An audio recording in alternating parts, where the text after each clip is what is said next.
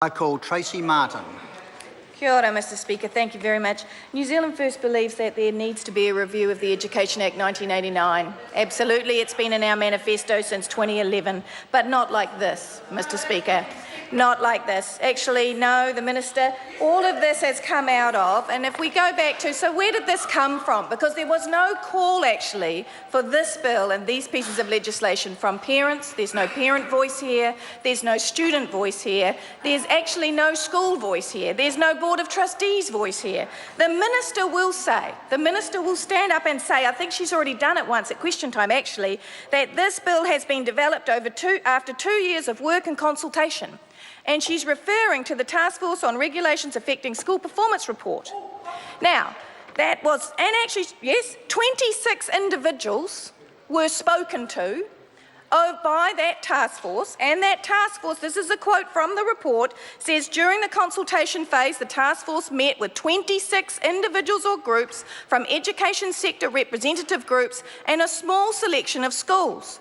Generally, consultation respondents were pleased to have the opportunity to engage with the task force. They put forward a wide range of views and provided significant input into the thinking of the task force. Some respondents commented that the limited time period was not ideal and that the task force would have benefited from a wider consultation. 26 individuals or groups. So and there's no parent voice in there.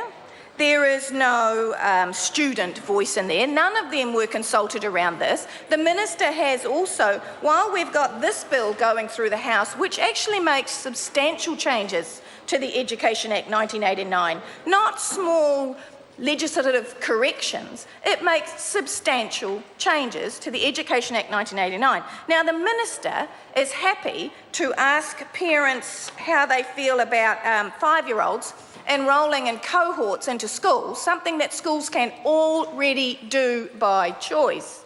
But she doesn't think it's appropriate to actually ask parents and students if they want their school's principal to be able to actually take more than one school on at a time. So we're going to ask parents, and actually we're not even asking parents. There have been 9 meetings throughout New Zealand from the 2nd of November date, and submissions close on the 14th of December on a piece of legislation running alongside of this one, Mr Speaker, and there have been 9 meetings in the whole of the country, 1 in Auckland, 1 to ask parents what they think about it. Now, this piece of legislation, it's interesting that it's here now before the House. 2 days before we rise, I will guarantee that Dr Zhang and the National Party backbenchers who are on the Education and Science Select Committee tomorrow will come up with a date of when the submissions need to be closed, and that date will be before school returns in February. I guarantee it. And that is because, sir, they know the boards of trustees have had their last meeting for this year. They know that schools have 2 more weeks to go, if that, with prize givings and final trips for the schools. They know that teachers will go away while this House rises and those members go away for 9 weeks recess. They have an expectation that teachers will come back and will discuss this legislation and will submit on it. And this is what this government does again and again and again. Right. It is a ploy. It is a farce. The review is a farce. That is why New Zealand First will not support this. There are other reasons why New Zealand First cannot support this. Here's one. The amendment to Clause 18. Clause 18 amends Section 158 of the Principal Act to enable students of specified schools with the agreement of the boards or sponsors concerned to receive tuition from other specified schools. They can do it now, sir. What this is about is that there have been schools who have refused to allow charter schools to use their technology rooms. Charter schools are funded at a much higher level than state schools are. And yet they have, and let's take the whangarei kura that has banked millions of dollars because they have used an industrial site. They've used an industrial site and decided not to build technology rooms, but they're supposed to deliver the curriculum. They're supposed to deliver the New Zealand curriculum, but they have not built the technology rooms. So this is to break that impasse. This is this government removing powers from schools and making a suggestion, hiding it under different language to make it look as if they're getting some power that they don't already have. They have it.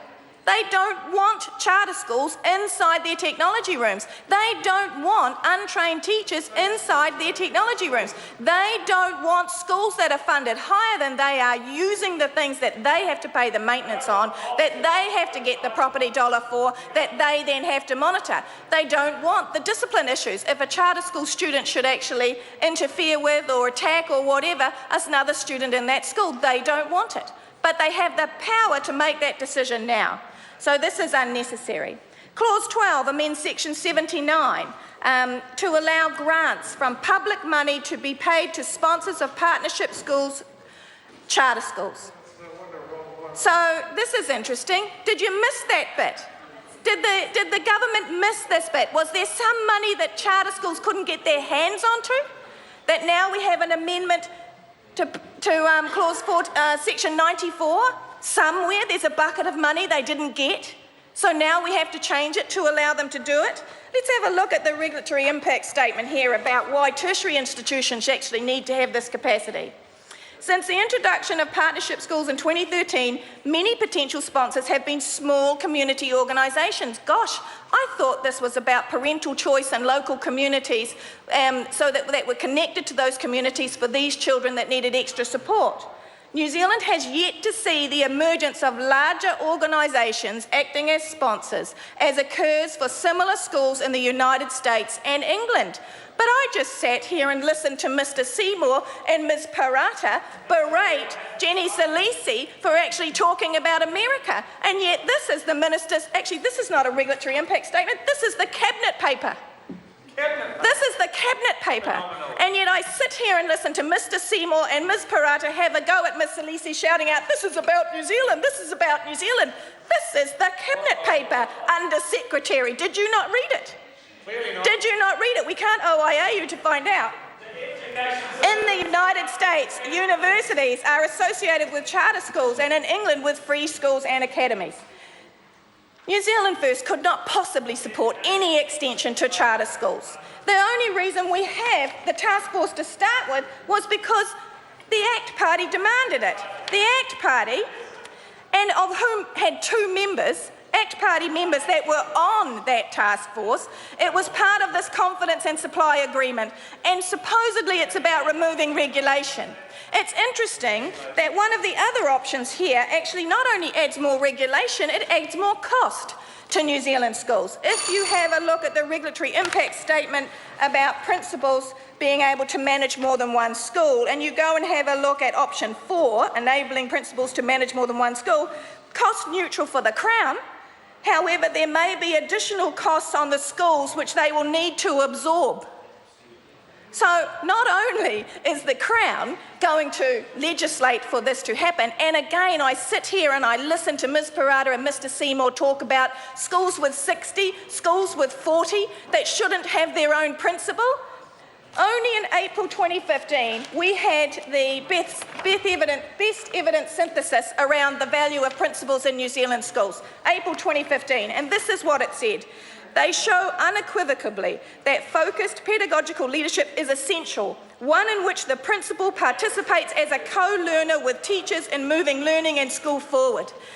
These changes have nothing to do with educating students. This has to do with money. Everything the ACT Party does has to do with money. It has to do with privatising the education system. It has to do with making sure that big business can get hold of the public purse. It's about troughing, and Mr. Seymour knows it. Taken away from the core responsibilities of government. All right.